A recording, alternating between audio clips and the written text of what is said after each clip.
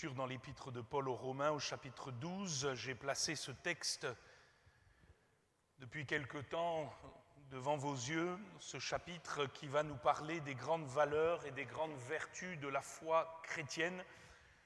Je vous fais grâce de la lecture de tout ce chapitre. Néanmoins, nous allons lire la deuxième partie à partir du verset 9, où l'apôtre Paul va dire ceci: que la charité soit sans hypocrisie, ayez le mal en horreur, attachez-vous fortement au bien, par amour fraternel, soyez pleins d'affection les uns pour les autres, par honneur, usez de prévenance réciproque. Amen. Et si vous continuez la lecture, vous allez avoir toutes les grandes valeurs qui doivent être dans la vie du chrétien, de celui qui veut réellement être un disciple de Jésus, un disciple digne de ce nom. Et comme je l'ai déjà souligné dans ce chapitre 12 de l'apôtre Paul aux Romains, nous avons finalement le portrait robot d'un vrai chrétien. D'un chrétien qui n'est pas un chrétien d'étiquette, un chrétien de nom, mais d'un chrétien qui est motivé par la foi en Jésus-Christ et qui veut vivre selon Jésus-Christ. Et finalement, plus je médite ce passage, et plus je m'aperçois que les vertus que l'apôtre Paul met en avant sont les vertus même de Jésus. Nous avons parlé de cette grande valeur du service au verset 11 où l'apôtre Paul dit « Servez le Seigneur, soyez fervents d'esprit, servez le Seigneur ». Et lorsque je regarde le ministère de Jésus-Christ, je m'aperçois que le grand serviteur, c'est lui. Il est venu non pour être servi, mais pour servir. Et voilà alors qu'un chrétien authentique qui veut suivre Jésus-Christ ne peut être qu'à son tour un serviteur. Nous sommes nés de nouveau pour servir et non pour être servis. Et c'est la valeur que nous portons dans le monde, servant de témoignage à tous ceux qui nous entourent, servant de lumière dans les ténèbres, servant le Seigneur, même dans des circonstances où nous n'avons aucun retour, aucune gratitude, aucun remerciement. Nous sommes les serviteurs et les servantes du Seigneur. Nous sommes nés de nouveau pour servir. Amen. Et cette valeur du service, elle est importante puisqu'elle caractérise à la fois le Seigneur mais ses enfants. Et mon frère, ma sœur, tu dois servir le Seigneur avec amour, avec entrain, avec zèle, dans l'onction du Saint-Esprit. Et nous avons parlé aussi de la nécessité alors, au verset 3 de ce chapitre, de revêtir des sentiments modestes.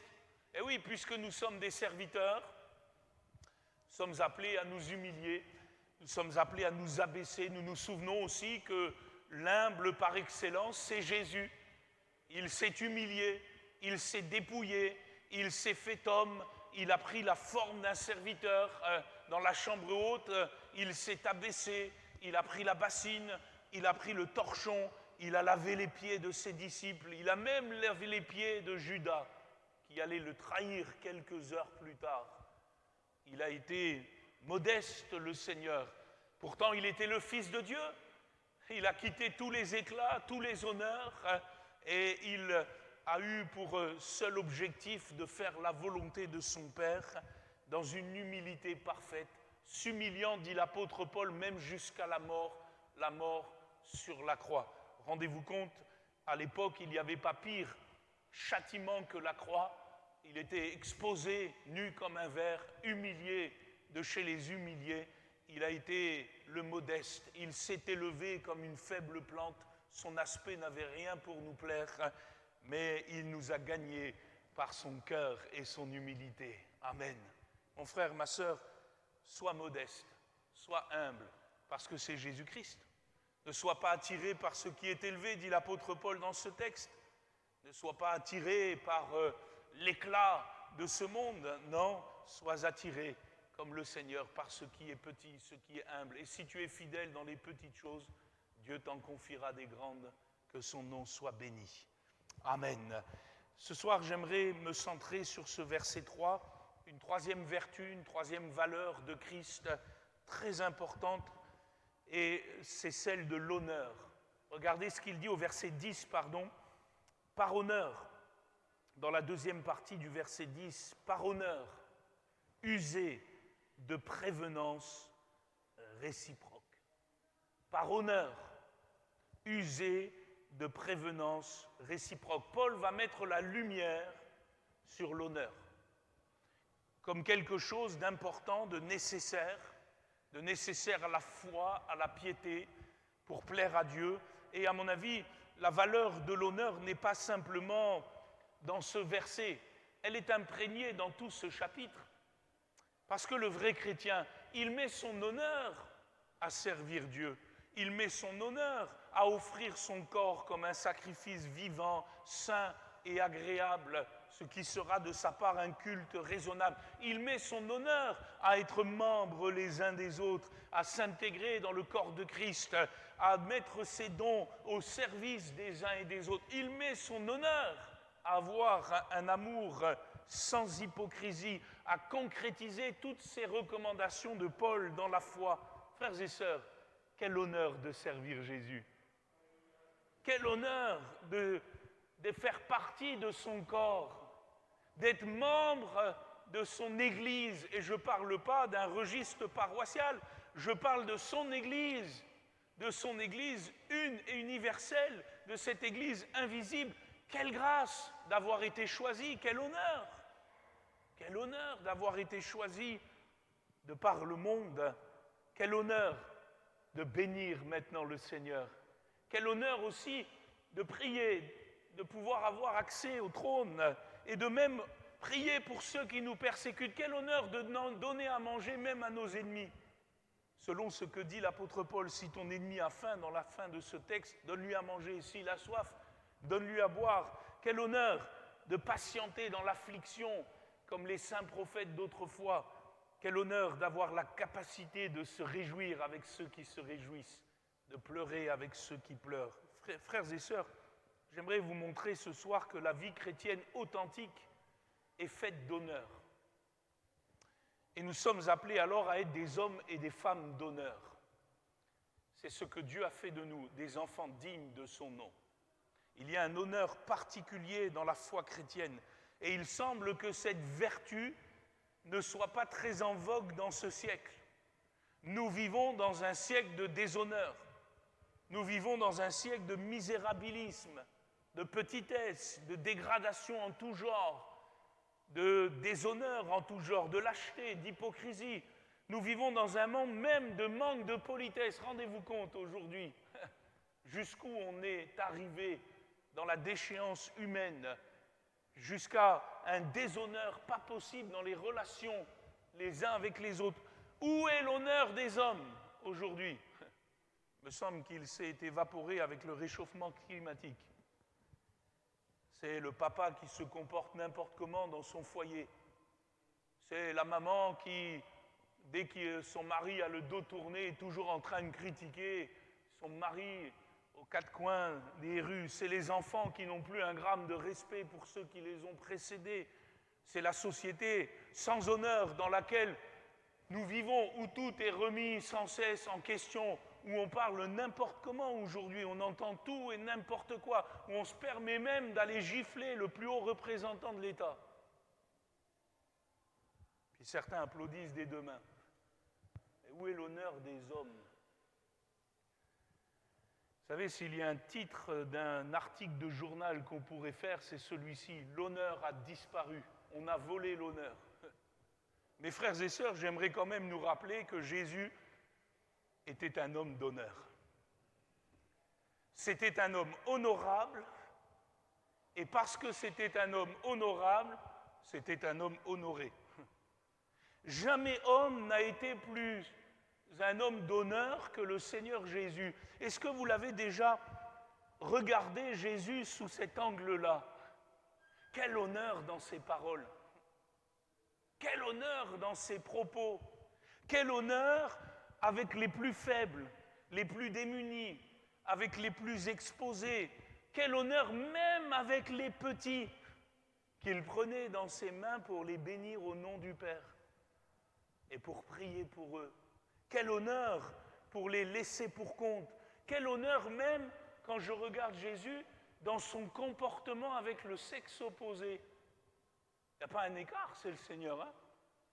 un honneur parfait, un honneur pour tous ceux qu'il a rencontrés, même un honneur pour ses ennemis, même un honneur pour ceux qui le maudissaient, même un honneur pour ceux qui cherchaient sans cesse à le faire périr, même un honneur pour Pilate, qui était celui qui l'a confronté et qui a fini par le livrer dans les mains des Juifs. L'honneur de Jésus, du début à la fin de sa vie, est éclatante à la croix du Calvaire. Vous avez déjà vu un homme mourir de la sorte avec autant d'honneur? Père, pardonne-leur, ils ne savent ce qu'ils font. Jésus est un homme d'honneur. Et frères et sœurs, nous sommes appelés à ressembler à Jésus par la puissance du Saint-Esprit. Et l'apôtre Paul ici, finalement, nous amène à cette réalité. Je relis le verset 10, il dit « par honneur ». Mon frère, ma sœur, est-ce que tu as de l'honneur? Par honneur. User de prévenance réciproque. Qu'est-ce que ça veut dire, ce texte?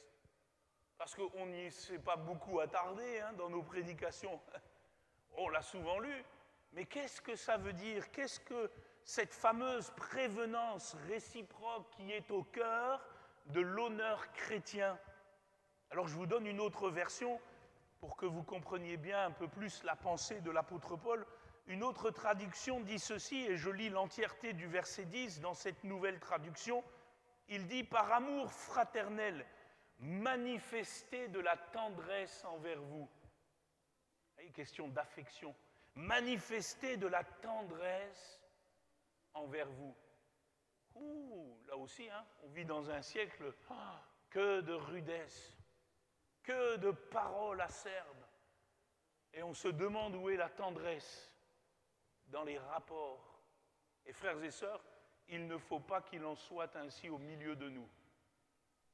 L'Église ne fait pas partie de ce monde. Nous sommes sortis de ce monde.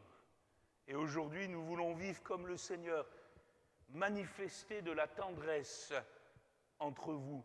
Et il dit ceci, par la considération dont vous entourez les autres, montrez que vous les estimez plus que vous-même.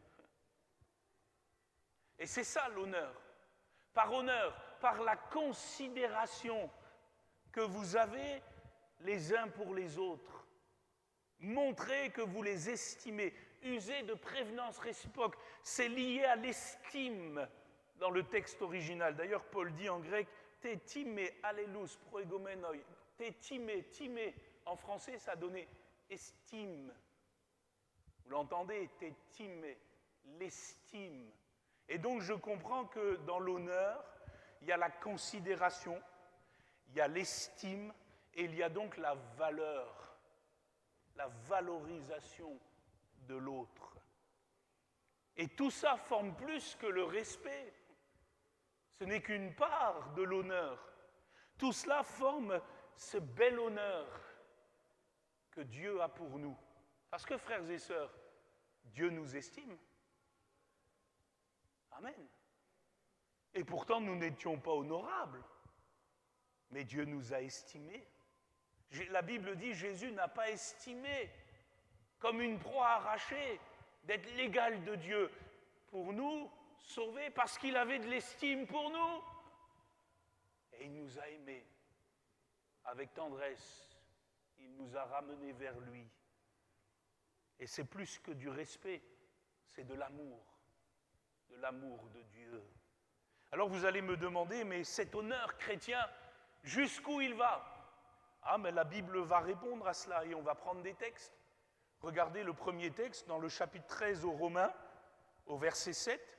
Paul va compléter sa pensée, inspiré par le Saint-Esprit. Il va dire ceci, Romains 13, verset 7. « Rendez à tous ce qui leur est dû.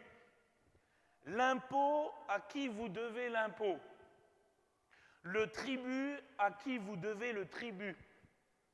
La crainte à qui vous devez la crainte, l'honneur à qui vous devez l'honneur. » Alors la question surgit, mais à qui est-ce que je dois l'honneur?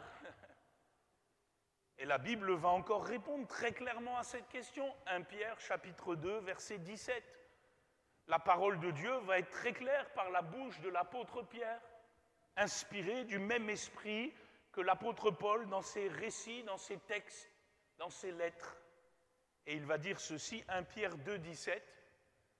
Honorez tout le monde. Vous avez lavé vos oreilles ce matin? Honorez, on peut le dire ensemble, tout le... Vous êtes sûr? Oh, il s'est trompé, Pierre. Oh, il y a des gens qui ne sont pas honorables. Hein. Oh, on ne va quand même pas honorer tout le monde. On va honorer quelques-uns, d'accord, mais c'est pas ce qui est écrit. Hein. Honorer tout le monde. Aimer les frères. Parce que je crois qu'il y a un honneur encore plus grand dans l'Église du Dieu vivant. Craignez Dieu et honorez le roi. Alors, à l'époque de l'apôtre, j'aime souvent le dire, hein, cette parole, elle est subversive. Excusez-moi l'expression, c'est une bombe. Parce que tous les chrétiens dispersés dans cette diaspora chrétienne sont persécutés par le roi. Parce que le fameux roi qu'il faut honorer, c'est le César qui est sur le trône à Rome. C'est celui qui n'aime pas vraiment ces chrétiens, qui menace son empire par cette nouvelle, entre guillemets, religion.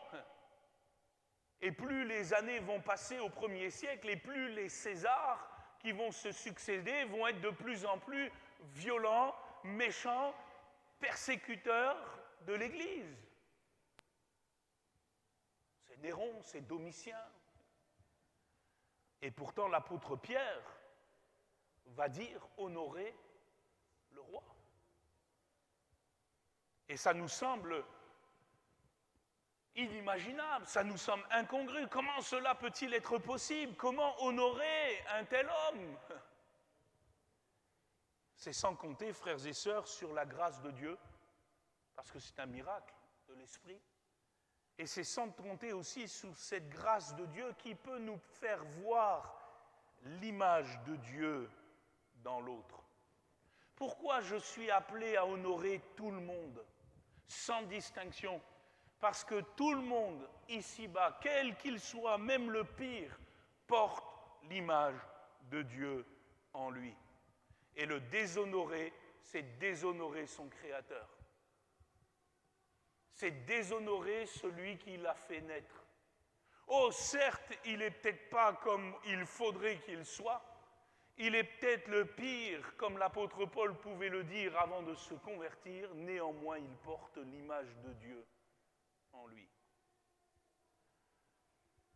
Ne pas l'honorer reviendrait à déshonorer celui qui l'a fait. Ça ne veut pas dire que nous approuvons les faits et les gestes, mais nous respectons la personne qui est en face de nous. Elle porte l'image de Dieu. Alors allons un peu plus loin dans ce message. Nous comprenons que pour honorer tout le monde, il faut l'amour de Dieu. Il faut aimer les frères, il faut craindre Dieu. Et l'amour de Dieu est donc un amour plein d'honneur. C'est un amour honorable et honoré, et c'est un amour qui est finalement digne. Voilà un autre synonyme de l'honneur, la dignité. Paul disait, je vous exhorte à marcher d'une manière digne de l'Évangile, digne dans la foi, digne dans la piété, digne même dans vos afflictions, même dans vos épreuves, même dans vos combats, digne dans vos rapports, digne dans votre témoignage, digne à tous égards. Pourquoi ? Parce que Jésus nous a rendus dignes. Nous portons Christ en nous. Nous sommes le temple du Saint-Esprit. Nous sommes certes des vases fragiles, mais le Christ habite en nous. Et nous devons donc dignement porter le Seigneur. Et voilà ce qui fait l'honneur chrétien. Dans quel cadre cela va-t-il se voir maintenant ? Premièrement, 1 Pierre chapitre 3 verset 8, tout d'abord dans le cadre familial, et particulièrement dans les relations conjugales. Il dit ceci, 1 Pierre chapitre 3 verset 1er, « Femmes, soyez de même soumises à vos maris, afin que si quelques-uns n'obéissent point à la parole, ils soient gagnés sans parole par la conduite de leurs femmes, en voyant votre manière de vivre chaste et réservée. Ayez non cette parure extérieure qui consiste dans les cheveux tressés, les ornements d'or ou les habits qu'on revêt, mais la parure intérieure est cachée dans le cœur. La pureté incorruptible d'un esprit doux et paisible qui est d'un grand prix devant Dieu. Ainsi se paraient autrefois les saintes femmes qui espéraient en Dieu, soumises à leur mari comme Sarah qui obéissait à Abraham et l'appelait son Seigneur. C'est d'elles que vous êtes devenues les filles, en faisant ce qui est bien, sans vous laisser troubler par aucune crainte. Marie, montrez à votre tour de la sagesse dans vos rapports avec vos femmes, comme avec un sexe plus faible. Honorez-les, comme devant aussi hériter avec vous de la grâce de la vie. Qu'il en soit ainsi, afin que rien ne fasse obstacle à vos prières. Amen. Et je m'aperçois que l'honneur est au centre des relations conjugales. L'épouse qui honore son mari, le mari qui honore son épouse. Et frères et sœurs, il faut le dire, aujourd'hui, combien de déshonneur dans les couples. Il suffit parfois d'entendre la manière dont les couples se parlent pour voir le déshonneur. Et ici, l'apôtre Pierre est très clair. Même une femme qui est mariée à un incroyant peut gagner son mari par honneur, par l'honneur de Jésus. C'est ça, cette manière chaste et réservée. C'est finalement être une femme d'honneur. Et il est de même pour les maris. Honorez-les, mon frère. Est-ce que tu honores ton épouse? Est-ce que tu es un homme d'honneur dans ton foyer? Comment tu parles à ton épouse? Comment tu la traites? Parfois, il y a des hommes qui les ont malheureusement rabaissés. Parfois, on se parle, excusez-moi, je le mets vraiment entre guillemets, mais comme des chiens. On s'aboie dessus. Puis si ce n'est pas pour dire des choses qui dépassent l'entendement, puis parfois on fait assister les enfants à tout ça. Puis après on se dit, Seigneur, pourquoi ça ne marche pas? Ben parce qu'on n'est pas des hommes et des femmes d'honneur, c'est aussi simple que cela. Parce que nous sommes appelés à l'honneur de Jésus-Christ dans ses relations conjugales. Et nous savons combien le diable sape la beauté du couple et la dignité du couple. Et s'il peut saper l'honneur de Jésus dans un couple, il va le faire. Puisque nous parlons de cadre familial, laissez-moi aussi rappeler à chacun de nous un deuxième point sur l'honneur, celui des enfants envers leurs parents. Éphésiens chapitre 6, verset 1er, l'apôtre Paul va dire ceci, « Enfants ».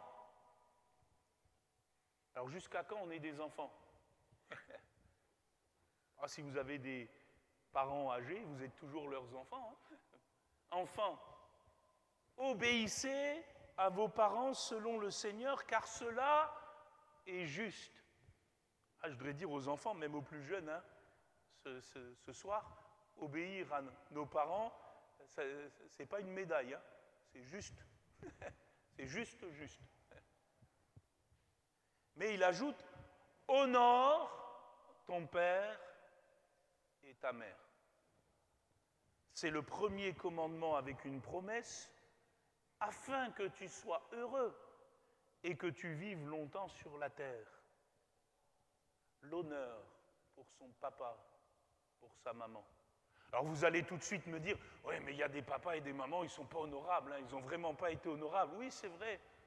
Malheureusement, il y a des pères qui n'ont pas été dignes de ce nom, il y a des mères qui n'ont pas été dignes de ce nom. Il y a eu des pères tyrans, il y a eu des mères tyranniques, il y a eu des pères et des mères abuseurs, il y a eu toutes sortes de choses qui ont dépassé les cadres. Néanmoins, cette parole ne sera jamais remise en cause. Parce qu'elle n'est pas contextuelle. Elle est éternelle, cette parole. C'est la parole de Dieu. Et quand bien même tu n'aurais pas eu un père et une mère dignes de ce nom, tu te dois les honorer, malgré tout. Moi, je me souviendrai toujours de ce que mon père me disait à propos de son témoignage quand il s'est converti. Oh, il n'avait pas eu un papa digne de ce nom. Hein. Pour la majorité d'entre vous, vous connaissez son histoire. Ça a été plutôt compliqué. Quand il était gamin, c'était difficile. Plusieurs fois, malheureusement, sous les coups, sous les invectives, sous les injures d'un père alcoolique. Mais quand mon père s'est converti, la première chose qu'il a faite, c'est d'aller honorer son père. Pourtant, il n'avait pas changé, hein, pas un gramme. Il avait divorcé de ma grand-mère, c'était plus que compliqué. Mais mon père avait l'amour de Dieu qui était né dans son cœur. Et malgré tout, cet homme était son père. Il l'a honoré. Est-ce que ça a participé au fait qu'à la fin, mon grand-père commençait à accepter certaines choses du Seigneur par la visite d'un pasteur? Je ne sais. Mais ce que je sais, c'est ce qui est écrit. Honore ton père et ta mère. Et il n'y a pas de mais, de si, de peut-être, de comment. Honore ton père et ta mère. Et s'ils ne sont pas honorables, souviens-toi ce que dira le psalmiste, psaume 27, verset 10. Car mon père et ma mère m'abandonnent, mais l'Éternel me recueillera. Amen. Je veux honorer parce que mon Père dans les cieux m'a honoré. Alléluia. Toujours sur ce thème de l'honneur, il y a un autre cadre important, c'est celui de l'Église. Philippiens chapitre 2, verset 25. Honorez les frères et les sœurs dont le service et la vie sont exemplaires dans les assemblées. Ce n'est pas moi qui le dis, hein. C'est l'Écriture. Philippiens chapitre 2, verset 25. J'ai estimé nécessaire de vous envoyer mon frère Épaphrodite, mon compagnon d'œuvre et de combat, par qui vous m'avez fait parvenir de quoi pourvoir à mes besoins. Voilà, je dresse le contexte rapidement. Épaphrodite, c'est un membre de l'église de Philippe. Paul a été en prison et voilà que les Philippiens se sont cotisés pour envoyer un don pour que Paul, dans sa prison, puisse subvenir à ses besoins, parce qu'il n'y avait pas tout fourni dans les prisons à l'époque. Et voilà qu'ils choisissent Épaphrodite. Et ce n'est pas pour rien, c'est certainement un homme d'honneur. Vous vous rendez compte, mettre une somme dans la main de quelqu'un qui allait voyager à pied pendant des jours, il fallait que ça soit un homme de confiance. Et il y avait Épaphrodite. Et c'est lui qui a fait ce travail-là. Il n'était ni diacre, ni ancien, ni pasteur, ni je ne sais quoi. Il était membre de cette église, mais il était fidèle. C'était un homme d'honneur. Et il dit, il désirait vous voir tous, il était fort en peine de ce que vous aviez appris sa maladie. Il a été malade, en effet, tout près de la mort, mais Dieu a eu pitié de lui, et non seulement de lui, mais aussi de moi, afin que je n'eusse pas tristesse sur tristesse. Je l'ai donc envoyé avec d'autant plus d'empressement, afin que vous vous réjouissiez de le revoir et que je sois moi-même moins triste. Recevez-le donc dans le Seigneur avec une joie entière.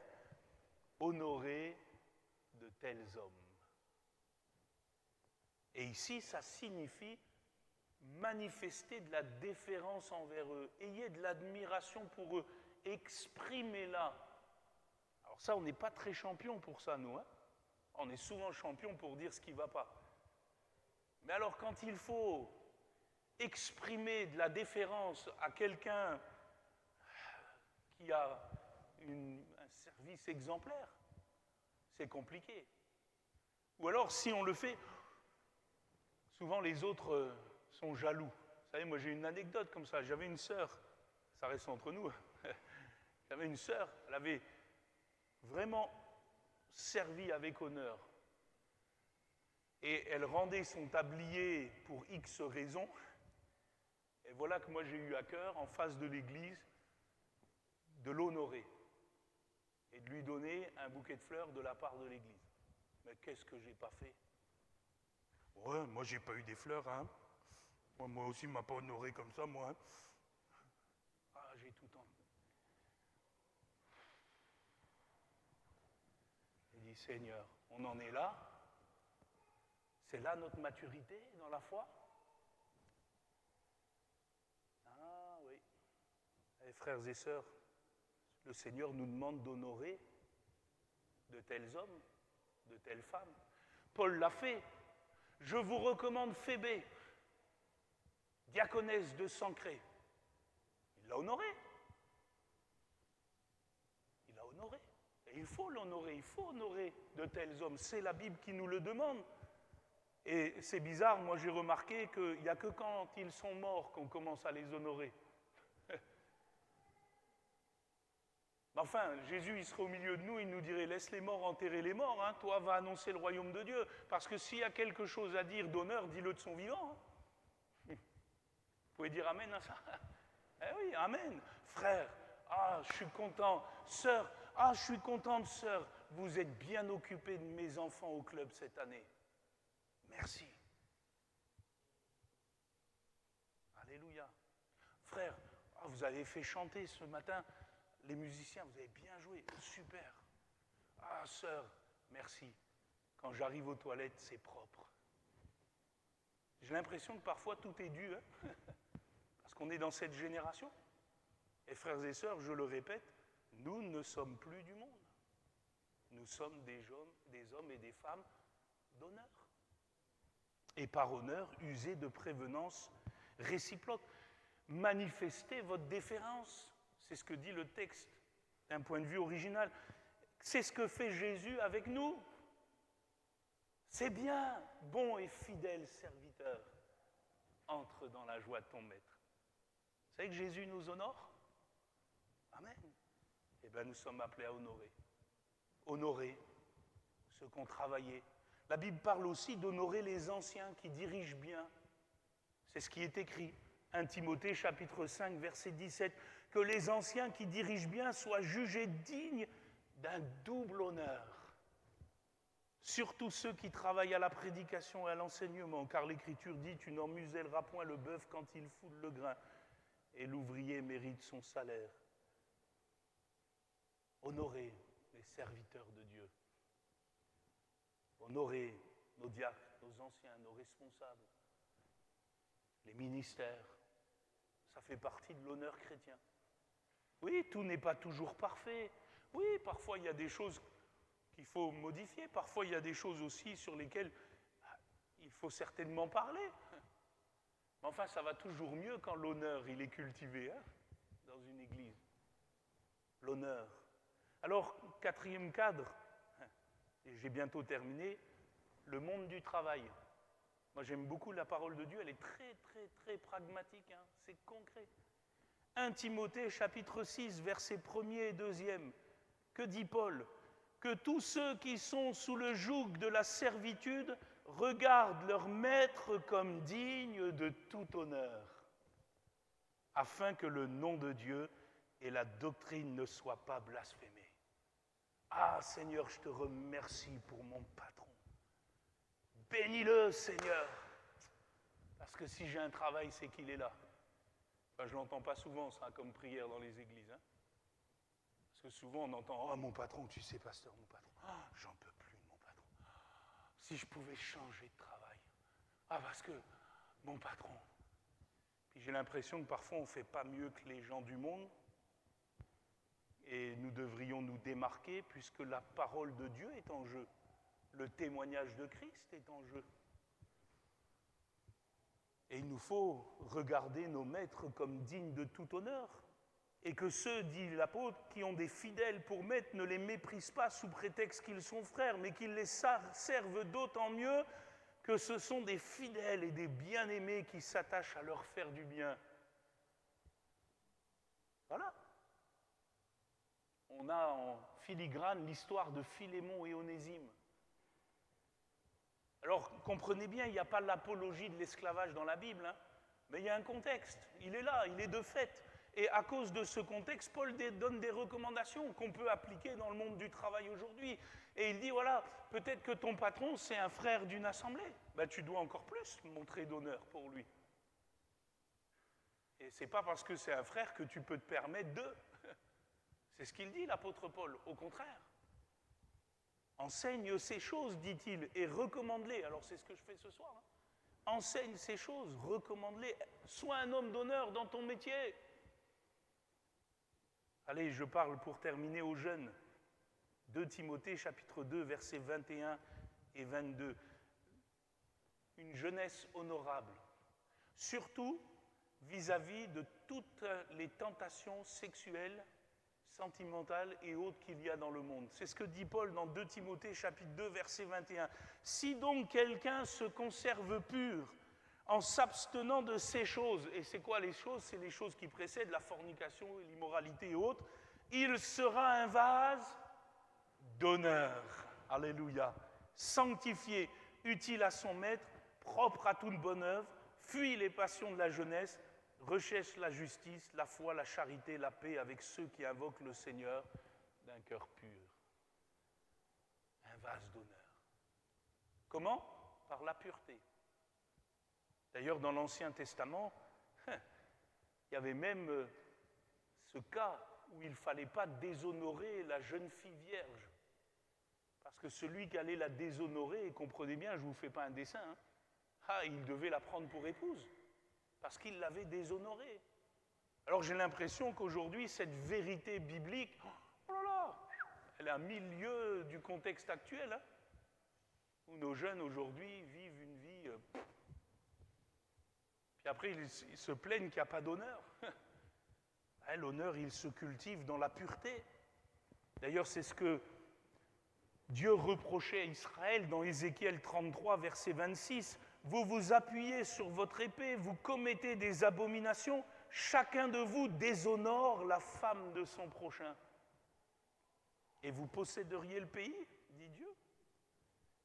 Chacun de vous déshonore la femme de son prochain. Et je le dis, les frères, je le dis parce que le Seigneur là, il faut faire attention. Parce que si quelqu'un regarde une femme pour la convoiter, il a déjà commis. Il y a de l'honneur à avoir dans nos yeux. L'honneur de ne pas convoiter ce qui ne nous appartient pas. L'honneur de respecter les cadres de Dieu. Alors, 1 Chronique 16, 28, ce serait le leitmotiv, famille des peuples, rendez à l'Éternel gloire et honneur. L'honneur est pour Dieu. L'honneur est une vertu de Dieu. C'est une vertu de Jésus-Christ. À tel point que dans Romains chapitre 2, verset 5, regardez ce qui est écrit, c'est le dernier texte. Il parle à ceux qui, justement, oublient ces choses. Il dit ceci, Romains 2, verset 5, « Mais par ton endurcissement et par ton cœur impénitent, tu t'amasses un trésor de colère pour le jour de la colère et de la manifestation du juste jugement de Dieu, qui rendra à chacun selon ses œuvres. » Et regardez bien la suite, on ne l'a pas beaucoup prêché. « Réservant la vie éternelle à ceux qui, par la persévérance à bien faire, cherchent l'honneur, la gloire et l'immortalité. » La vie éternelle, elle est pour qui? Vous allez me dire, elle est pour ceux qui croient. Oui, mais ça veut dire quoi, croire? C'est chercher l'honneur, la gloire et l'immortalité. Un chrétien qui est en route vers le ciel, c'est un homme d'honneur. Il n'y a que des gens qui ont l'honneur de Jésus qui rentreront là-haut. Rien de souillé n'entrera dans le royaume de Dieu.